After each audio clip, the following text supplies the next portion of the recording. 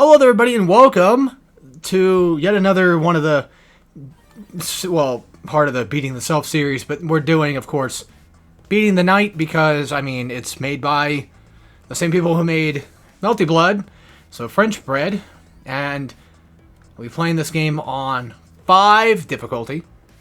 I don't know why my mic is peaking constantly. It should be fine. Best out of 2 rounds, time doesn't matter, none of that stuff. You guys should kind of know how the thing goes for a little bit if you're familiar with the series at all. If this is your first time seeing it, then it's basically just me trying to beat the hardest CPU in 2 matches. I mean, there could be more than 2 matches, but I'm trying to win 2 out of the, XYZ amount of fights we have. I don't think there's no auto-select for map, but there's at least auto-select for music, so... And also, this is basically a mirror match thing, where essentially I will be playing the characters, via mirror match and all that stuff, and I'll be showing off, well, hopefully like intros, that kind of thing. I might skip that beginning part, mostly. That was a hell of a start there. Now the thing with Eunice is arguably, I mean, it is a. Oh God, I'm already fucking. I should have practiced.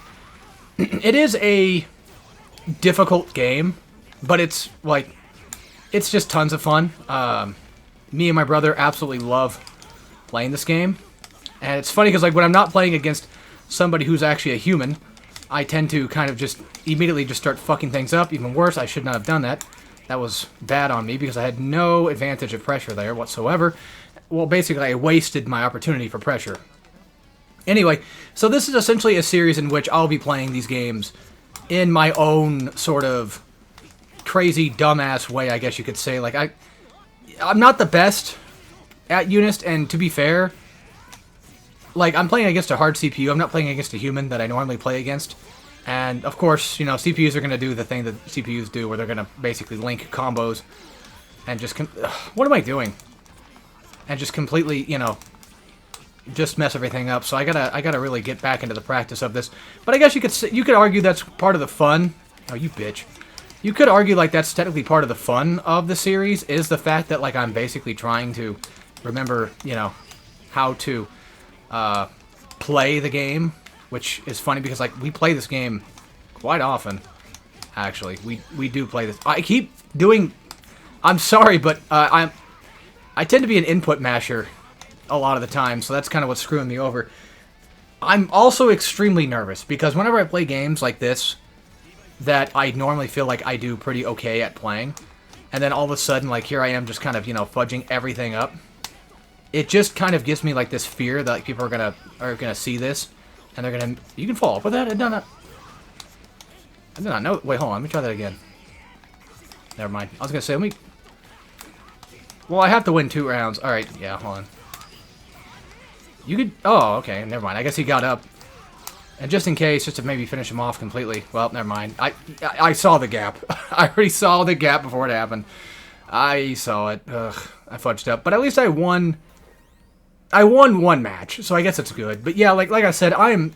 Unironically, I am fearful that I'm going to make this look absolutely... tremendously horrible for everyone watching. And they're probably like, man, you probably can't do shit in this game, because, you suck ass. And, I understand that, but like I said, I'm trying my hardest to just play this in a very strange way, where, I'm trying not to play like I normally do, which I guess, honestly, that's going to kind of fuck things up, too, if I don't play it normally. So just, you know what? Yeah, fudge it. Just go fucking hardball. Just have fun. Just pretend like I'm fighting my brother, I guess, if anything, because, we kind of, I would say, have some equal footing on a lot of things. He's clearly a better Byakuya player, and I definitely hold... the Enkidu plays, and currently also the Kaguya, because when she came out, I was like, you know what? Fuck it, I might pick her up as secondary. But actually, try to get her as a secondary, because I never really had much of what I would consider secondary, because, I feel like for Eunice, there was always, a good amount of characters that, back then, kind of felt like reasonably good characters to play as a secondary, like Carmen, all that stuff. It just always felt like back then, characters, I just enjoyed playing, for what it's worth, almost everybody. I mean, you know, I can play a decent, okay Hyde. I'm not perfect, as you can tell. But, like, you know, even then, like, I can still, for what it's worth, that's still a good jumping jab, though. But even for all it's worth, I would argue that I can at least play a somewhat... Yeah, he's gonna fuck me up. Yeah, I know it. I got myself straight into a punish. I can play an okay Hyde.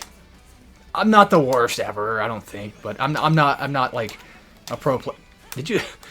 What was with that delayed, like, just DP there for a second? I mean, it looked, well, not delayed like in terms of fighting game, but just, well, I mean, technically yes, but I'm trying to say, like, it looked like my projectile came out, and then he was already thinking about launching the DP, and then just proceeds to launch it, and then just get it off.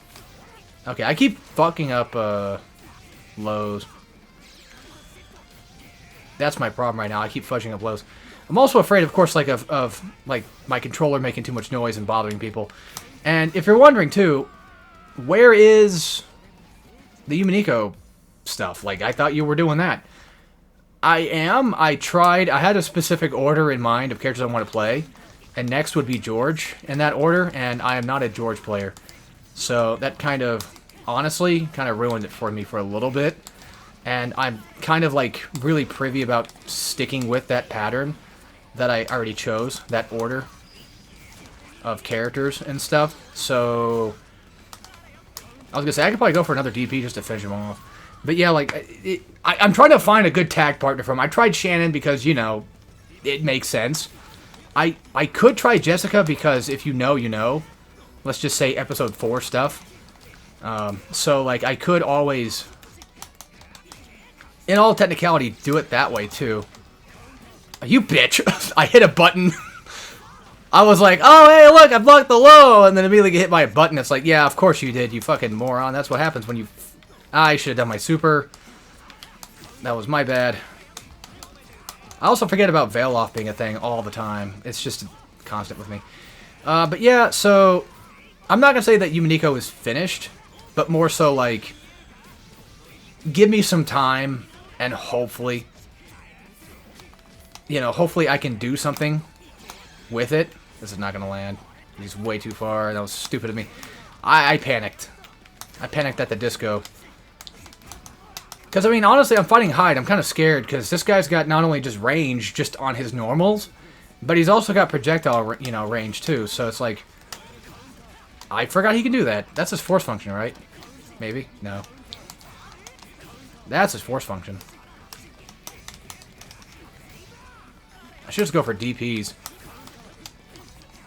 Yeah, I'm still, like, it's funny, like, even though we play a good bit of Unist here and there, I still have that problem where I don't fully know all the mechanics, like that one, that dash thing. I'm not familiar with how to do it. I just end up doing it on accident because I'm kind of dumb. I also have my Veil Off set to a certain button. I just don't know. Okay, it was L2. Okay. So now that I have Veil Off, I could just... Never mind. Because I could just do that. See if he lands into it. I am taking big, giant risk here, and I don't like that. Well, we won anyway. But yeah, like, I thought, like, maybe I'll continue at some point, who knows. And Melty Blood, I just want to say this right now. Officially, Melty Blood is complete. However, I can always continue into more. So if you're gonna...